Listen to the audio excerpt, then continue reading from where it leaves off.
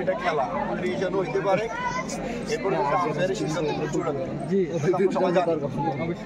আর পাশাপাশি আমরা প্রত্যাশা করবো একটা নাইট শট টুর্নামেন্ট গ্রামের সাথে, যদিও এই পাড়ায় পাড়া পদুয়া বলতেছে, আমরা কিন্তু জানি পদুয়া হালপাড়া একটা গ্রাম আলাদা, আলাদা হইতে পারে, কিন্তু গ্রাম কিন্তু একটা গ্রামের সম্মান রক্ষার্থে কিন্তু এই দুই টিমকে সবসময় সংযত থাকতে হবে। পাশাপাশি আমরা প্রত্যাশা করবো এই খেলাটা যেহেতু অন্তত আপনারা এই গ্রামের টিম, আমার মনে হয় বাইরের টিমও আছে, অন্তত বাইরে যারা আছে তাদের কিন্তু সর্বোচ্চ সহযোগিতা করতে হবে।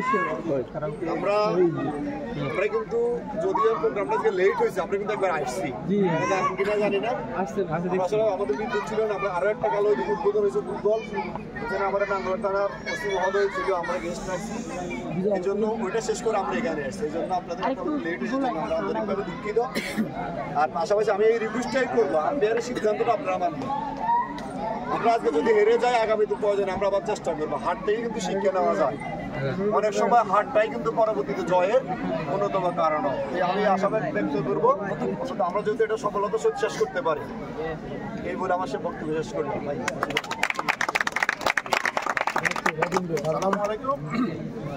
আপনারা এখন তো খেলতেছেন আপনাদের হামপাড়া বানাম পদুয়া, পরবর্তী বাইরের তো কিছু খেলোয়াড় আছে, আপনারা ওদেরকে আপনাদের মেহমান হিসাবে আপনারা গ্রহণ করেন, যাতে করে এখানে কোনো তাদেরকে অপমানজনক কোনো কিছু করে না, কারণ আপনাদের থেকে ওদের অধিকারটা বেশি থাকবে, কারণ ওরা আপনাদের এখানে আসছে, ঠিক আছে।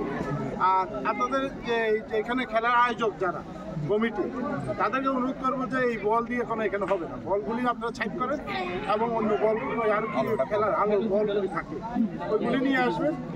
এগুলি বাড়ি খেয়ে ভাঙি যাবে, ভাঙি মানুষ অ্যাক্সিডেন্ট হওয়ার সম্ভাবনা থাকবে, ঠিক আছে। এগুলি সরাই ফেলবেন আজকে পরে। আর অন্য অন্য টিমগুলিকে ওই যে নিয়মতান্ত্রিকভাবে সবাই খেলতে, যাতে কোনো সমস্যা না হয়। বাইরের খেলোয়াড়গুলিকে আপনারা মেহমান হিসাবে দেখবেন এবং তাদের সাথে আর দুর্ব্যবহার করবেন না, এই অনুরোধ করবেন। আসসালামু আলাইকুম।